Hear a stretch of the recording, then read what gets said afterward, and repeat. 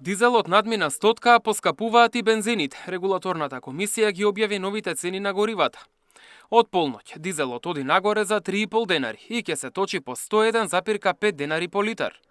Бензините ќе се продаваат за денари и пол повеќе. Евросупер БС 95 ќе биде 93 денари, а 98 октанскиот 95 денари.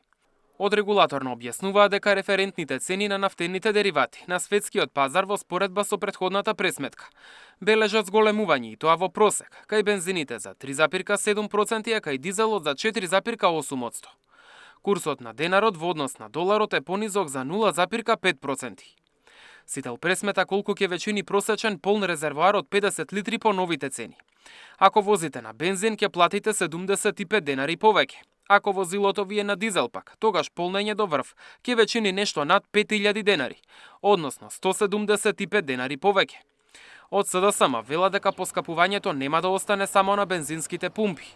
Следува ново поскапување на храната и другите производи што граѓаните ги купуваат секој ден. Затоа ова не е само проблем на возачите, туку удар врз буџетот на секое македонско семејство.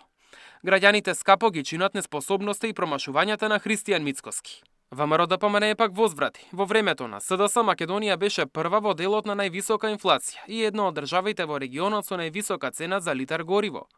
Денес имаме најниски цени за горивата и енергенсите, а исто така имаме една од најниските инфлации во регионот и пошироко. Разликата е повеќе од евидентна.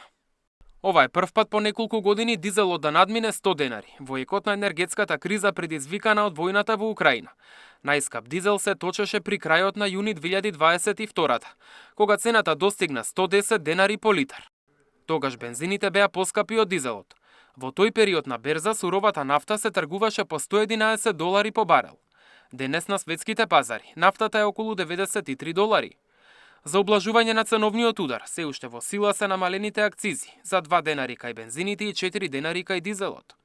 Министерката за финансии Кочовска минатата недела рече дека нема голем простор во буџетот за дополнителни мерки.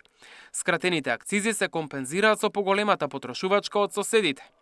Повисоките цени неминовно ќе влијаат и на инфлацијата, а власта очекува да остане во рамки на предвидените 4,5%. Мартин Арсов, Сител телевизија.